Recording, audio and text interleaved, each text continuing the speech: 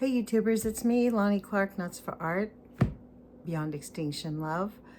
I believe this is going to be our last reading of Black Like Me, written by John Howard Griffin. And we are on page 182 at the very top. I'll read you the last sentence that we stopped with. The report blamed everyone but the rioters. Black spokesman countered by saying that to blame the rioters would be like blaming the powder keg that exploded. This was perhaps the most terrible time in modern history insofar as the civil rights was concerned in this land. Black people began to believe in greater numbers that this country was really moving towards genocide. From the point of view of Black America, the evidence was alarming. That year, in President Johnson's State of the Union message, his appeal for social justice and civil rights met with absolute silence from Congress. Not a single lone hand clap of approval broke that silence. Wow. His appeal for saving the California redwood trees, which followed immediately, got an ovation of wild hand-clapping approval from Congress. Yeah, well, they didn't do that either. The message was clear and desolating. It showed this country's priorities and mood. It said to every Black man, save the redwood forests and to hell with you. In my dismay, I wired the president. I'm tired of being a loser. From now on, I'm going to forget humanity and work for the trees. The patterns of the exploding inner cities began to emerge. From the Black man's point of view, it often looked as though Black people were being driven to a flare-up, which would justify suppression by white men on the grounds of self-defense. In those days of open conflict, I was being taken into the inner cities, usually by Black militants, as an observer. I hardly ever opened my mouth. The day was past when Black people wanted any advice from white men. I was taken in simply to view it from the inside, so that in the event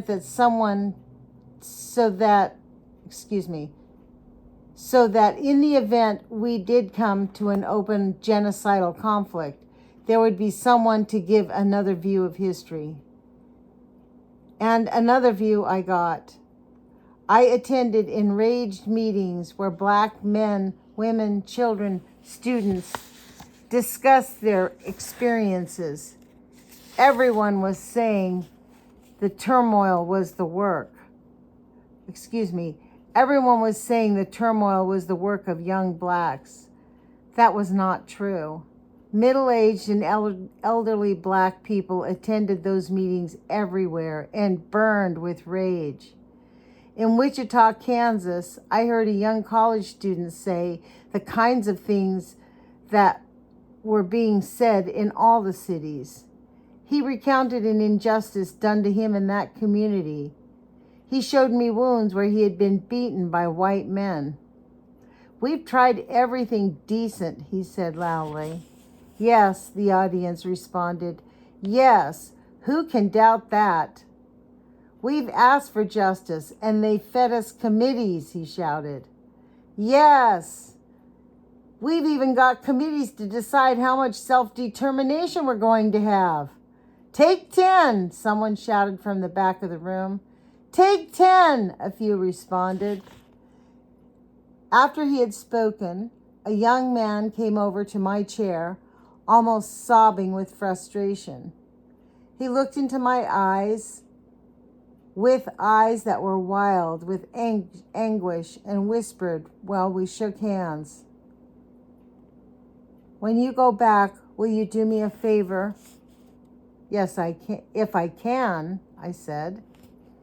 When you go back out there, will you tell your friend Jesus Christ and your friend Martin Luther King, shit? He spat the word out in the deepest despair I had ever heard in a human voice. On the streets, young Black men would call out, "Take 10," to one another. Whites thought they were talking about 10-minute coffee breaks. What they were really saying was that this country was moving towards the destruction of black people. And since the proportion was 10 whites to every black, then black men should take 10 white lives for every black life taken by white men. Certainly the news reports and coverage given largely by white interpreters outside the ghettos and widely and sincerely believed by horrified whites had no credibility within the ghettos because they did not coincide with what black men were experiencing, and in the heat of emotions, few white men could penetrate the troubled areas, and the media had not yet hired many black reporters who could be given more balanced views. As black men began to compare notes with me around the country, a strange pattern began to emerge. If it did not hold true for all the exploding communities, it held true for many of them. In these, someone in a high place, a mayor, a chief of police, or some other office, would receive information that a neighboring city was already in flames and that carloads of armed black men were coming to attack the city. This happened in Cedar Rapids when Des Moines was allegedly in flames. It happened in Ardmore, Oklahoma, and in Fort Worth, Texas, when it was alleged that Oklahoma City was in flames and carloads were converging on those two cities. It happened in Reno and other western cities when Oakland, California was supposed to be in flames. It happened in Roanoke when Richmond, Virginia was supposed to be in flames, and in many other communities. In no instances were those reports true or were any of these cities usually in flames. But the result was immediate action on the part of white officers. They got in contact with important community and industrial leaders. Riot control measures were ordered into effect. Civilians armed themselves for the coming attack and stationed themselves at strategic points. In most cases, many whites became aware of the danger, and no local black person had any idea of what was going on, though I recall one case where the rumor spread through a West Coast community, and a white official called a young black teacher with whom he was friendly. He told the black teacher about the report and asked him to go look around the neighborhood to see if anything suspicious was going on, any preparation made for battle. The young black man went and looked and returned to the phone. "It looks pretty sinister," he said. "There's a lady crossing the street putting her baby in a stroller, and down the block I saw a man mowing his lawn. You'd better take the proper precautions." In most cases, however, black people were quite unaware that a storm was brewing. Then, when the riot controls had been put into effect and a nervous white population was waiting, it took a little while to set it off. In Wichita, a few white youths drove down into the black area and simply fired off guns. This brought black people out of their houses, in rage at seeing the harassment. They hurled stones and sticks at the passing car, and the battle was on. In that particular instance, the police arrested the 5 whites who were armed and 12 black men who only threw rocks and sticks. All were jailed. The next morning, all were released on bail. But the bail set for the 5 armed whites was only 1/5 the amount set for the 12 unarmed black students. This kind of overt inequity in bonding spread its message to the black community. And when no whites protested or even seemed to find it unjust, black people just saw that as highly significant too. In other cities, it was enough to throw rocks on the porches of black people to bring them out, and for the confrontation and the madness to occur. Some cities were saved. Variants of this rumor mongering set off other cities. Who was doing this? I don't suppose anyone really knows. White people were sure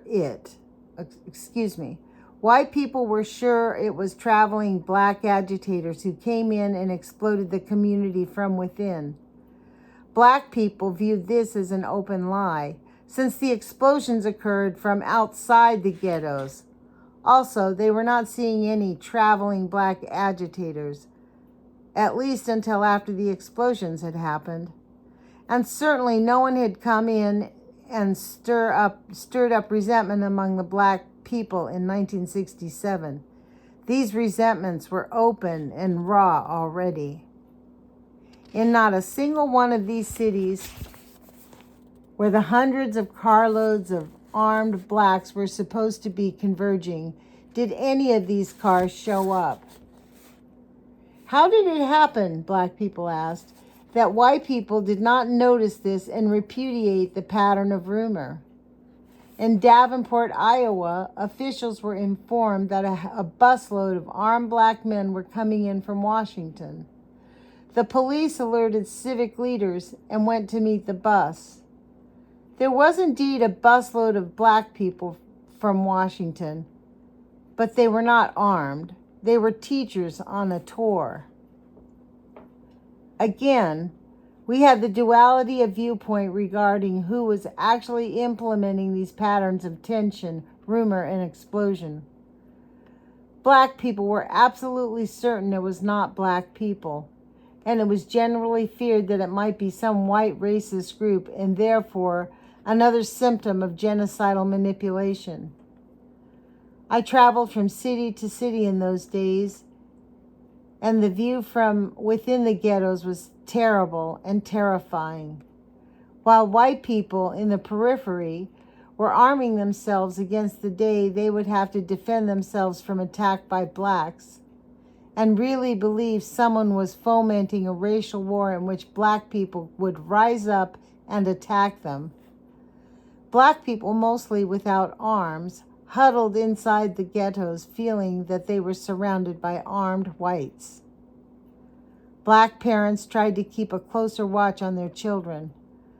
Black men spoke of the old licensed bloodlust, which allowed races to do anything to black people and just get away with it. Local white leadership was discredited in the eyes of black people too, by their insistence on asking me, when we met to discuss the local events, usually with black people, if I had discovered who was the traveling agitator who had come in and stirred up their good black people, and had I discovered if there were any communists among the disruptions. Black people could not believe local white officials, who surely must be aware of local conditions, could really think the explosion had been caused by outside agitators or communists. And the white officials were viewed as completely insincere.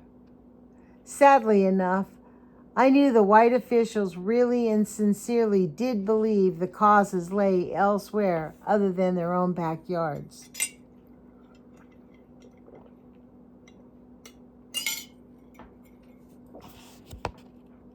During the Miami Republican Convention of 1968, because the media had black reporters who could not get into the black area even in crisis times, this whole nation saw the making of a riot unfold before them on TV screens.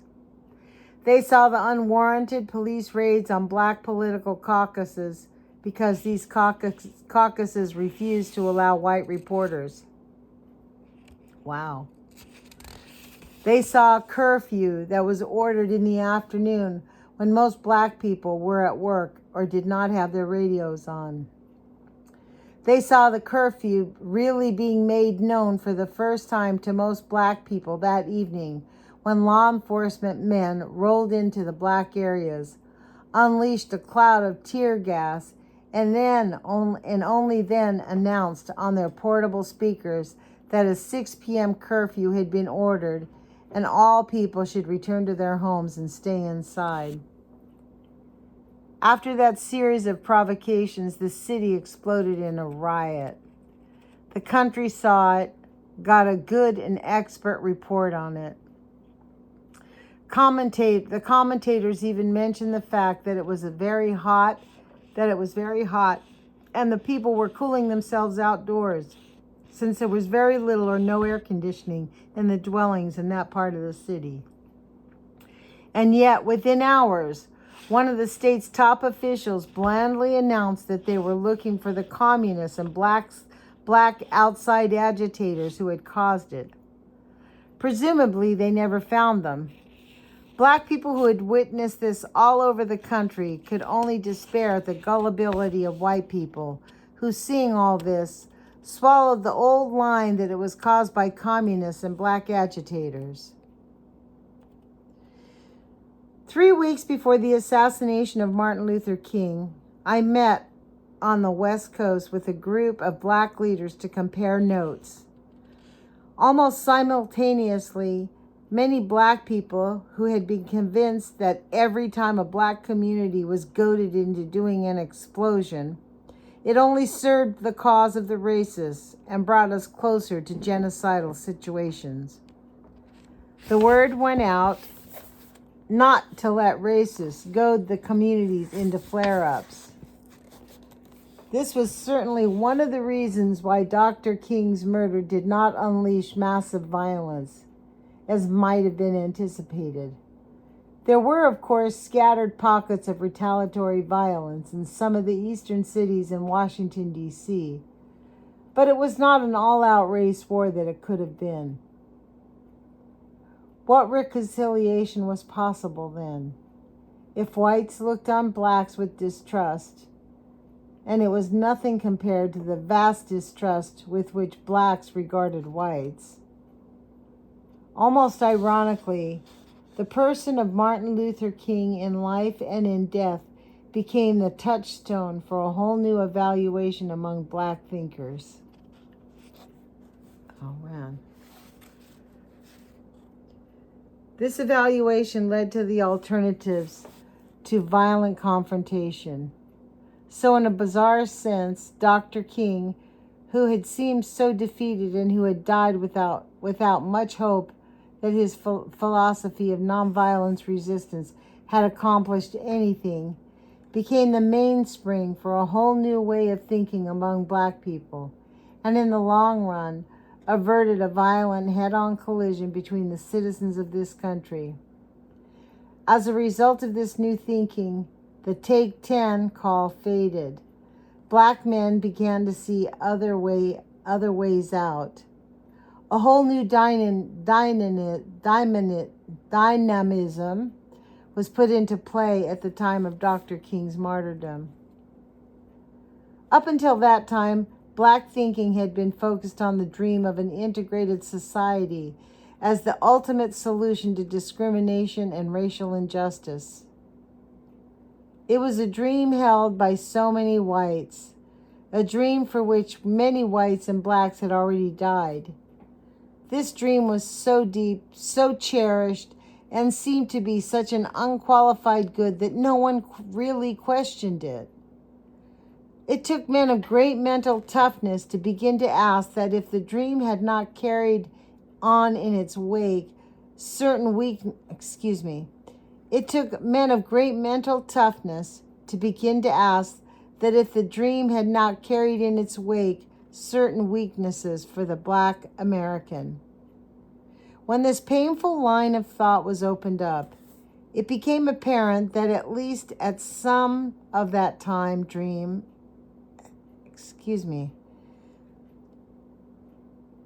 when this painful line of thought was opened up, it became apparent that at least some of that dream had kept black men weak. For example, if a black man set up a business, he might very well hear his potential black clients say, "After all this struggle for integration, I'm not going to self-segregate and refuse to patronize his business. And I am going to stop there. We don't have very far, but we do have 10 more pages. So we probably have one more reading. So that wasn't the last reading. So I'll do another reading, I guess, tomorrow night. And, we ended on, goodness gracious, we're ending on page 189. And we'll be finished by tomorrow night. I do appreciate everybody who's listening. Thank you to my subscribers. Thank you for making your very kind comments and for appreciating the fact that I'm reading this. And I have thought about reading something else, and I'm thinking I'm going to read the Constitution. I have a ton of books that I could read. I look at all my books. I love all my classical novels. But I think we need to hear the Constitution a little bit right now, especially in this time where just yesterday, America got taken off of the list of countries that are democracies. Did you know that? That was weird. Anyways, let's put our courage feet on and we'll keep it going. And hopefully I'll talk to you guys soon. Hopefully I can get to this again tomorrow. Talk to you later. Ciao.